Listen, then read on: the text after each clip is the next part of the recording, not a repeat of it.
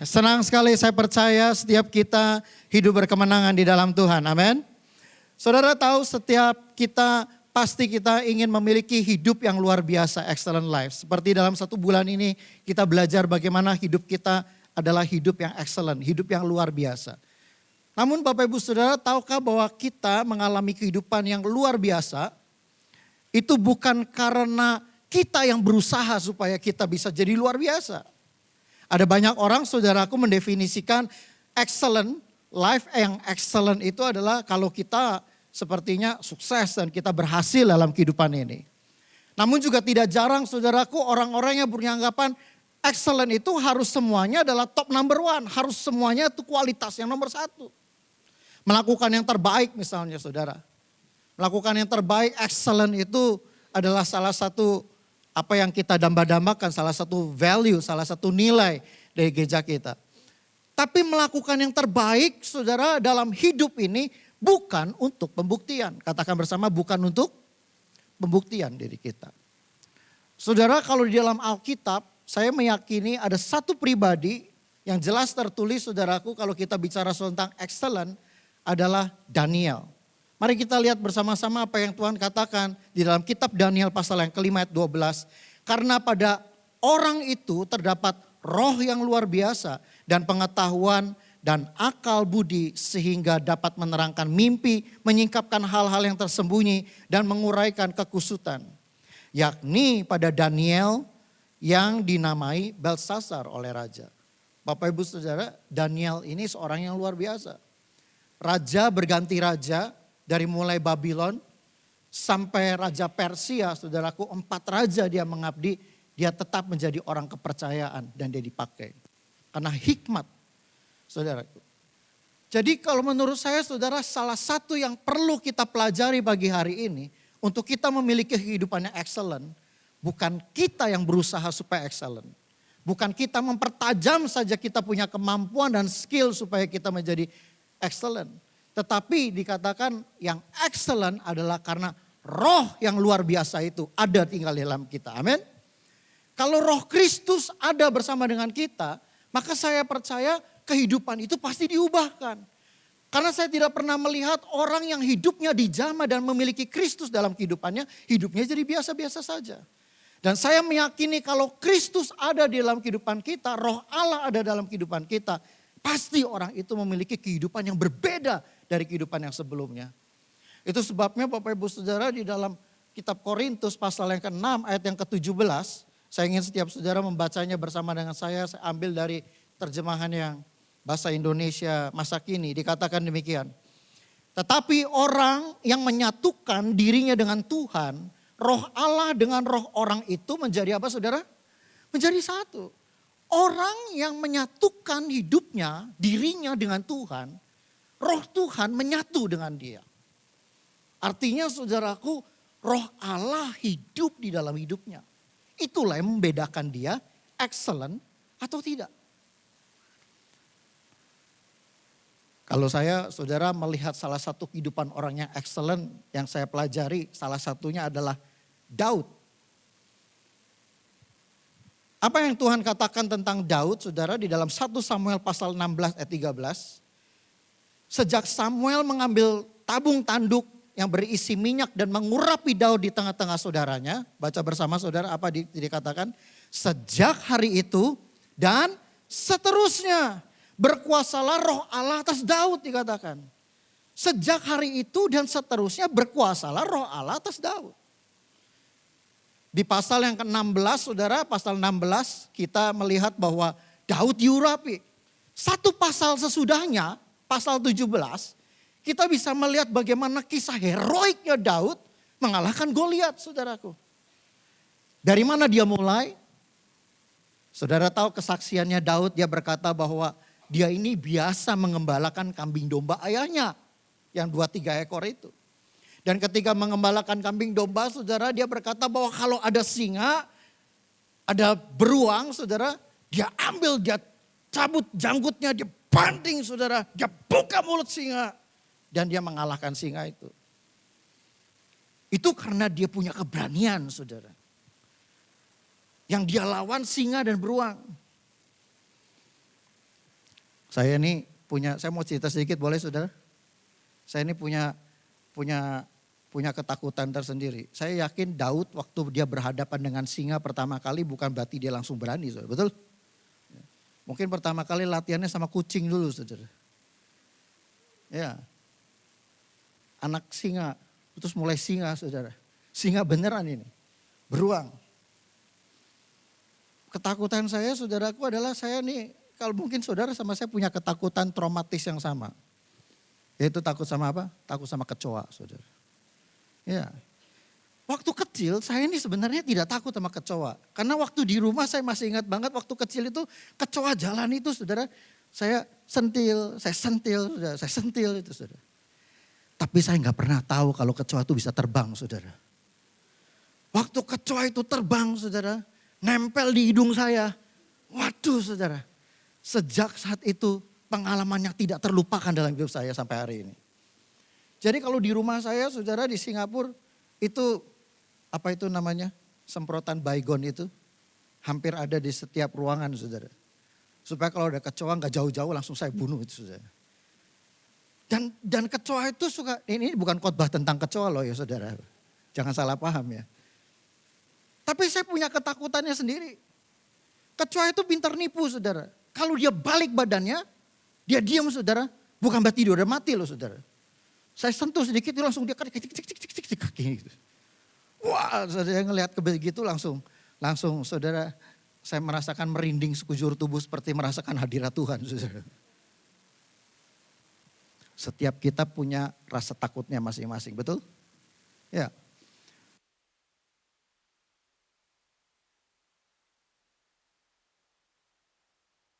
Dia mengalahkan singa dan mengalahkan beruang, saudaraku. Dia belajar untuk mengalahkan ketakutannya. Tetapi sejak roh Allah ada di dalam hidupnya, saudara. Dia tidak lagi bergumul, saudaraku, mengurusi hal-hal yang seperti singa dan beruang itu. Tetapi dia berkata, saudara, tentang Goliat. Goliat, saudara, menghampiri dia dengan pedang dan tombak. Tetapi kali itu dia menghampiri Goliat, saudara, dia datang. Engkau menghampiri aku dengan tombak dan pedang. Tetapi aku mendatangi engkau dengan nama Allah, barisan tentara Allah Israel yang berkuasa itu. Beri tepuk tangan, saudaraku, bagi Tuhan. Yang membedakan dia, saudaraku, dapat mengalahkan Goliat. Kenapa? Karena dia tahu dia mengandalkan Tuhan.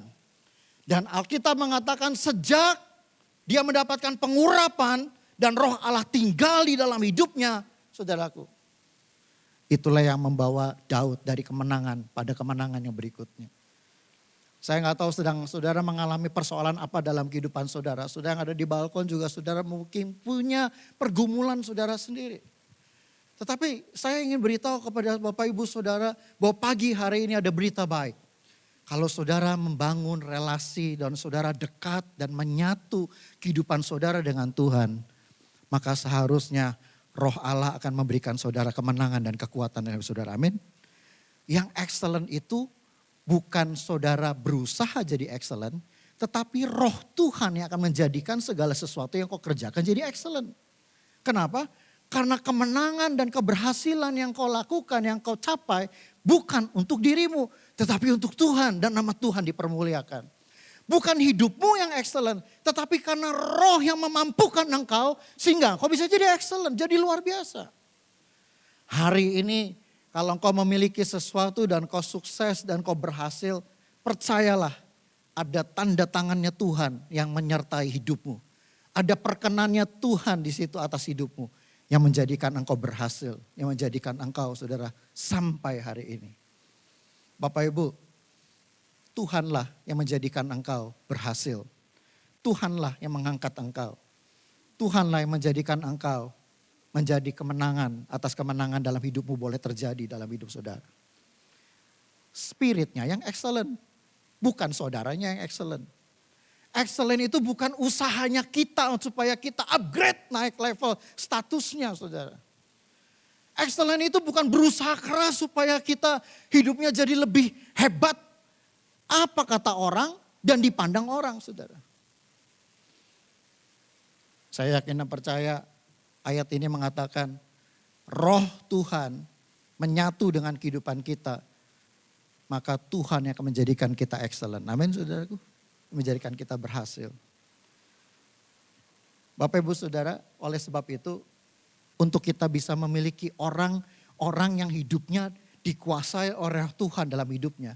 Menurut saya ada setidaknya 2 hal yang pasti terjadi dalam kehidupan kita semuanya. Yang pertama saudaraku adalah kita pasti memiliki iman yang luar biasa. Katakan bersama 3-4. Iman yang luar biasa. Orang yang ada roh Allah tinggal di dalam hidupnya, imannya saudaraku berubah. Imannya tidak akan pernah sama lagi saudaraku. Imannya pasti berubah. Kenapa? Karena roh Allah ada di dalam kehidupannya dia. Roh Allah itu tinggal di dalam batinnya dia. Dan saudara, saya tentang iman ini, saya ingin menceritakan sebuah kisah. Di kota Philadelphia, ada seorang hamba Tuhan namanya Russell Conwell. Dia seorang gembala dari Baptist Church. Satu kali saudaraku, seorang anak kecil yang bernama Hattie Mae Wyatt ini, dia adalah anak sekolah minggu. Dan seringkali dia datang ke gereja, saudaraku, dia tidak bisa masuk ke gereja, tidak masuk ke ruang sekolah minggu. Kenapa? Karena ruang sekolah minggunya kecil, saudara. Dan dia gak bisa masuk ke ruangan itu. Sehingga satu kali saudara dia berpapasan dengan bapak gembalanya, dia bilang, Pastor, I cannot go in and join the Sunday school because the room is so packed and small, kata dia. Why you don't make a bigger room, a bigger church? Kenapa saudara, kenapa kamu tidak bikin gereja lebih besar supaya lebih banyak lagi anak-anak seperti saya bisa ikut join masuk di sekolah minggu. Lalu gembalanya ini berkata kepada Hattie, bilang itu, Hattie, you know what? Kita akan bangun gereja lebih besar. Kita akan bikin ruangan sekolah minggu jauh lebih besar lagi supaya banyak anak-anak teman-teman kau bisa join. Bilang gitu. Are you promise? Kamu berjanji sama saya? Ya, kita bangun sama-sama. Oke? Kata dia. Sehingga saudara sejak pertemuan itu dia pulang ke rumahnya. Dia mulai berdoa dan dia mulai beriman. Namun sayangnya saudara Hattie ini usianya tidak panjang. Dia hanya berusia 6 tahun karena dia sakit lalu dia meninggal. Tetapi saudara tahu apa yang terjadi? Pada waktu ibunya membereskan kamarnya, di bantalnya, di bawah bantalnya itu ada pouch, ada satu kantong kecil berisi 57 sen US dollar, 57 sen saja. Dan ada secarik notes kertas kecil di dalamnya bertuliskan saudaraku bahwa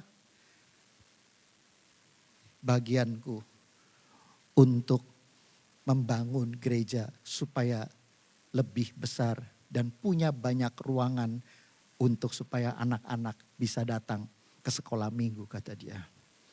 Ketika waktu pemakaman saudaraku, pouch kecil itu diserahkan kepada gembalanya. Dan gembalanya membaca notes yang dituliskan oleh Hattie ini saudara. Dan saudara tahu apa yang terjadi? Dari 57 sen itulah akhirnya saudara bisa lihat apa yang terjadi. Tahun 1900 dan sekarang tahun 2010 itu saudara fotonya. The Temple Baptist Church and Campus dibangun dari 57 sen. Berhasil menggerakkan saudara sebagai benih iman pertama dari seorang anak kecil usia 6 tahun. Berhasil mengumpulkan saudara 120 juta US dollar untuk membangun kampus. Dan banyak sekali jiwa-jiwa boleh diberkati dan boleh dimenangkan. Beri tepuk tangan saudara bagi Tuhan. Apa yang berubah? Yang berubah adalah imannya saudara. 57 sen mungkin saudara. Hari itu mungkin saya tidak tahu. Mungkin hanya bisa beli satu donat kecil untuk kasih makan satu anak kecil yang lapar mungkin saudara. But you know what saudara, tahu apa yang terjadi? 57 sen di tangan Tuhan. Tuhan bisa pakai untuk menggoncangkan satu kota. Sehingga satu kota bisa diberkati oleh Tuhan. Dan satu community berhasil dibawa kepada Kristus. Karena 57 sen. Apa yang ada di tanganmu saudaraku? Hal apa yang kecil yang kurang berharga mungkin di pemandangan orang lain. Yang kau pikir bahwa tidak ada artinya. Tuhan sanggup untuk memakainya. Bukankah waktu Musa Pertama kali dipanggil, Musa juga ragu. Dan Musa juga tidak yakin akan dirinya. Dia punya banyak alasan, Tuhan aku tidak pandai bicara. Tuhan aku gak punya pengalaman. Dan Tuhan mengatakan, apa yang ada di tanganmu? Dan Musa menjawab, tongkat Tuhan. Tuhan berkata, dengan tongkat inilah aku akan menyertai engkau dan akan menyatakan perbuatan-perbuatanku yang ajaib di tengah-tengah bangsa Israel. Apa yang ada dalam hidupmu saudara? What is in your heart and in your life? Tuhan sanggup untuk memakainya menjadi kemuliaan dan kemasyuran bagi nama Tuhan. Itu namanya excellent. Excellent itu karena kemuliaannya hanya dibawa dan ditujukan hanya bagi nama Kristus. Amin saudara. Saya tidak tahu apa yang saudara sedang alami hari ini. Tapi saya yakin dan percaya. Kalau saudara punya sesuatu, iman yang sebiji sesawi saja dalam hidup saudara. Sanggup untuk memindahkan gunung. Katakan amin. Iman sebiji sesawi yang kecil saja. Firman Tuhan berkata, kalau engkau berkata kepada gunung itu masuk. Dan terbantulah di dalam air, maka ia akan terjadi. Saudara, Tuhan dapat mengubahkan yang pertama kali dalam hidup kita. Kalau Tuhan ada bersama dengan kita. Saudaraku, kita sanggup untuk melakukan perkara-perkara yang besar bersama dengan Tuhan. Amin. Kalau Tuhan di pihak kita, siapakah lawan kita? Kalau Tuhan ada bersama dengan kita, kita akan lakukan perkara-perkara yang besar bersama dengan Dia. Filipi pasal 4, Filipi, saudara kita Filipi berkata, segala perkara dapat kutanggung di dalam Dia yang memberikan apa? Kekuatan kepadaku. Bukan kuat dan gagah kita, tetapi karena roh Tuhan yang memberikan kekuatan. Siapa yang percaya bahwa Tuhan akan memberikan kekuatan kepada saudara? Berapa banyak saudara percaya bahwa Tuhan sanggup untuk memberikan kemenangan dalam hidup saudara? Lambaikan tangan saudara, amin. Yang di balkon. Saudara percaya bahwa Tuhan sedang beracara dalam hidup saudara? Saya pagi hari ini saya yakin sekali dan percaya saya merasakan Tuhan ingin beracara dalam kehidupan saudara secara pribadi. Dan saya meyakini ada satu penjebolan, ada satu perubahan kehidupan saudara. Ketika saudara membawa hidup saudara untuk melekat kepada Tuhan. Saudara berharap kepada Tuhan. Saudara mulai bergaul dengan Tuhan. Saudara mulai menyatukan hidup saudara, hati saudara dan roh saudara dengan Tuhan. Maka saudaraku yang berubah yang pertama dalam hidupmu adalah iman saudara mulai berubah. Cara pandang saudara menghadapi persoalan saudara mulai berubah. Mungkin persoalannya sama besarnya. Tetapi saudara mengatakan kepada persoalan itu, aku mendatangi engkau bukan dengan kekuatanku, bukan karena kehebatanku, bukan juga karena pengalamanku. Tetapi aku mendatangi engkau dengan Tuhan yang selalu ada menyertai aku. Yang akan memberikan jalan keluar, yang akan memberikan kemenangan, yang akan memberikan kemenangan dan kemenangan dan kemenangan dalam kehidupan kita. Berikan tepuk tangan bagi Tuhan kita, amin. Bersama dengan Tuhan kita lakukan perkara yang besar. Katakan bersama dengan Tuhan kita lakukan perkara yang besar. Bukan bersama pengalaman kita. Bukan bersama kekayaan kita. Bukan bersama dengan semua yang kita punya. Tetapi bersama dengan Tuhan saja kita akan melakukan perkara-perkara yang besar bagi Tuhan. Saudara yang kekasih, kalau bicara soal tentang iman, ada satu kisah di dalam Alkitab, di dalam Matius pasal yang ke-15. Kisah seorang perempuan yang menurut saya, perempuan ini luar biasa. Dia bukan orang Yahudi, saudara. Dia adalah keturunan dari orang dari Siro-Fenisia. Dan waktu perempuan ini, saudaraku berseru untuk minta tolong kepada Yesus. Halo? Perempuan ini minta tolong sama Yesus. Tuhan sendiri bilang suruh dia diam, saudara. Dan waktu dia makin terus minta sama Tuhan, dia memohon kepada Tuhan. Sorry ya saudaraku, saya agak ngomong kasar pagi hari ini. Mohon maaf sebelumnya. Ada nggak di sini yang mau konseling sama gembalanya, terus gembalanya ngomong, sorry ya, maaf ya sekali lagi ya. Di anjing-anjingin ada nggak saudara? Halo? Kalau saudara digituin, ibu-ibu ada di sini, ibu-ibu ayo angkat tangan yang punya anak mana? Mungkin kalau kita punya anak saudara, dan kita mau lakukan sesuatu buat anak kita, kita pasti akan bela-belain, setuju atau enggak? Ya. Istri saya itu sekarang ini lagi minggu-minggu ini lagi mendampingi anak saya yang paling besar PSLI, itu ujian akhir nasional buat masuk SMP, saudara. Di Singapura itu PSLI atau ujian Eptanas nasional itu, saudara, sesuatu yang gimana banget gitu, saudara. Yang stres bukan anaknya, mamanya stres banget, saudara. Apalagi ada roh kiasu toh, saudara ngerti? Kiasu, kiabu. Hah? Takut kalah, gak mau kalah, saudara.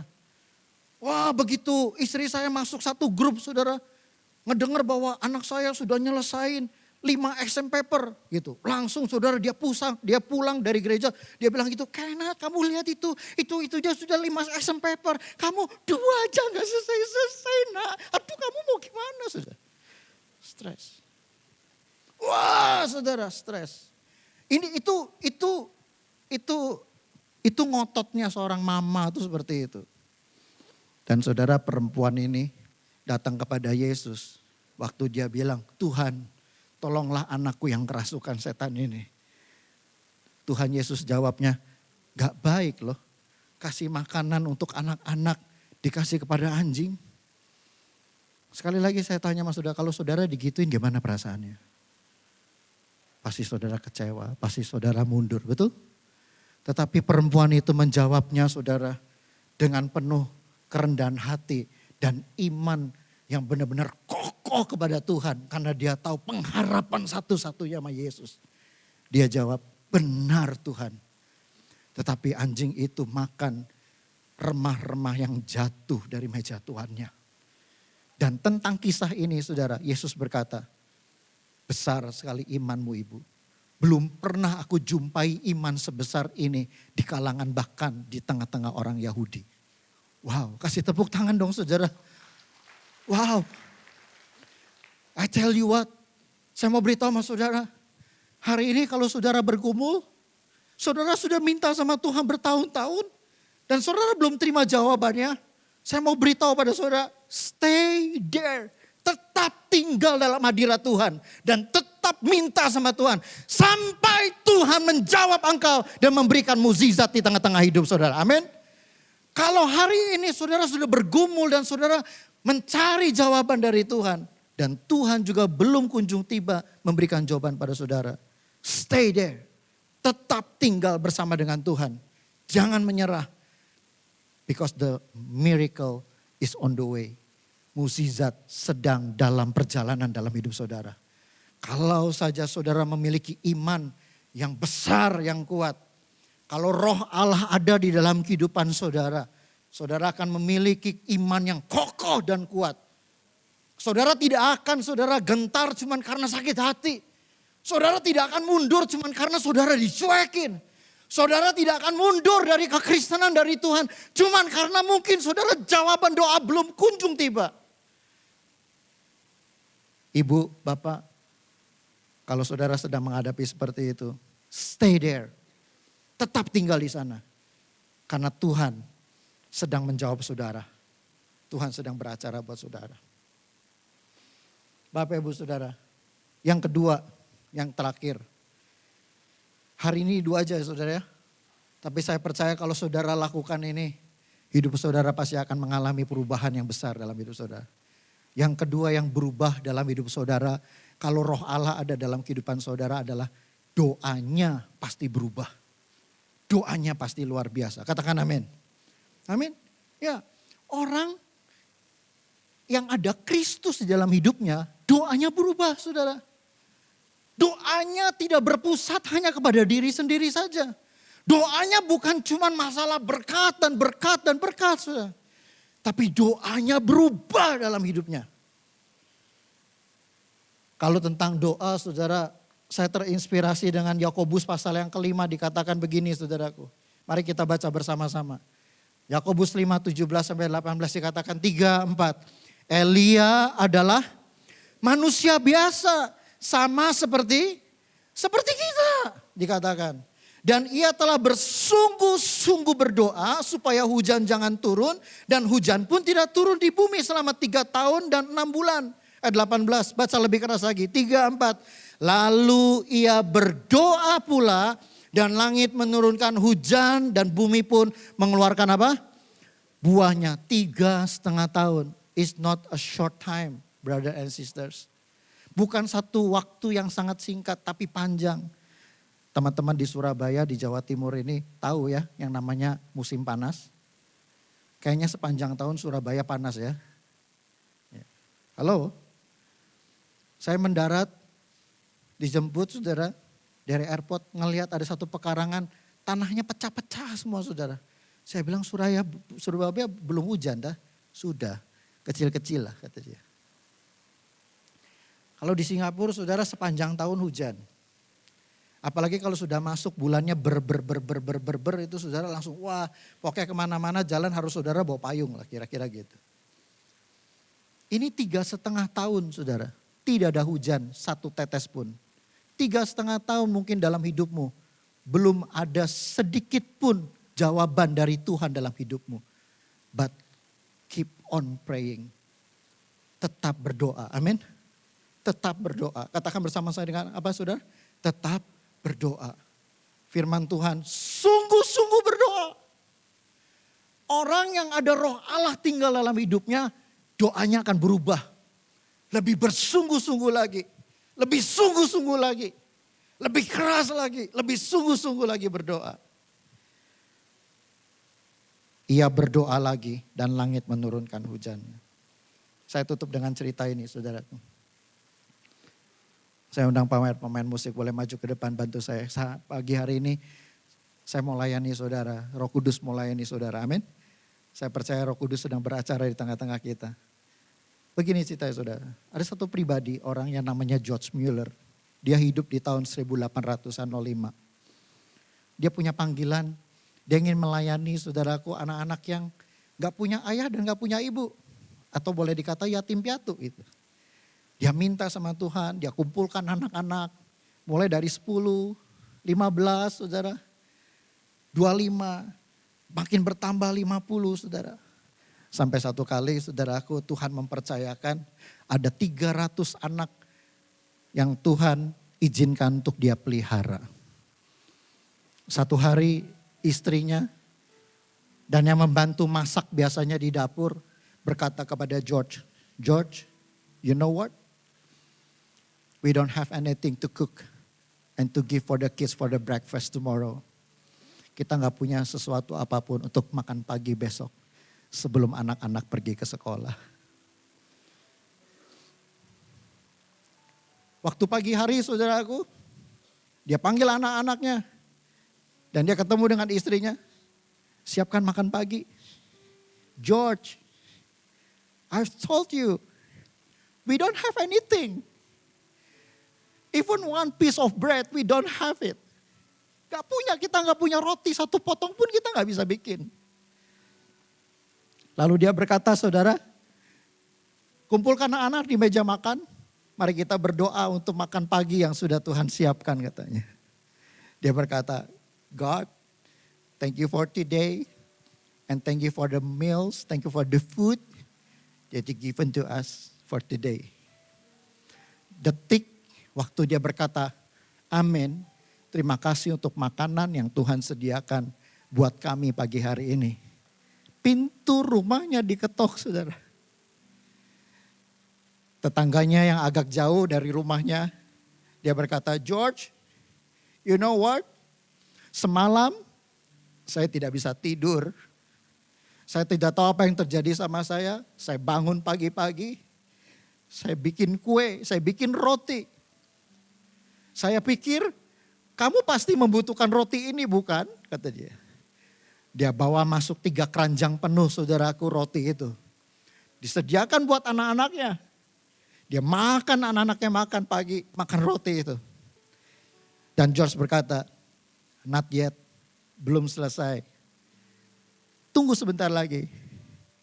Diketok lagi saudara pintu yang kedua. Persis waktu mereka sudah selesai makan roti itu. Tiba-tiba saudaraku ada tetangganya lagi yang dari jauh, dia mengetuknya dan dia berkata, George, kamu mau gak ambil susu ini? Karena waktu aku mau mengantar susu ini, gerobakku rodanya patah kata dia. Kalau aku menyelesaikan, kalau aku perbaiki roda ini, dan aku sampai ke sana, susu ini sudah pasti rusak. Jadi maukah engkau ambil susu ini gratis dan kau bagikan kepada anak-anakmu? 3 dirjen penuh saudaraku susu dibawa masuk. Sampai kenyang 300 anak itu makan dan minum. Saudaraku, Tuhan menyediakannya tepat pada waktunya. Karena doa dan berharap kepada Tuhan. Waktu George meninggal saudara, di buku catatan hariannya dituliskan saudara, ada ribuan doa yang dia naikkan kepada Tuhan.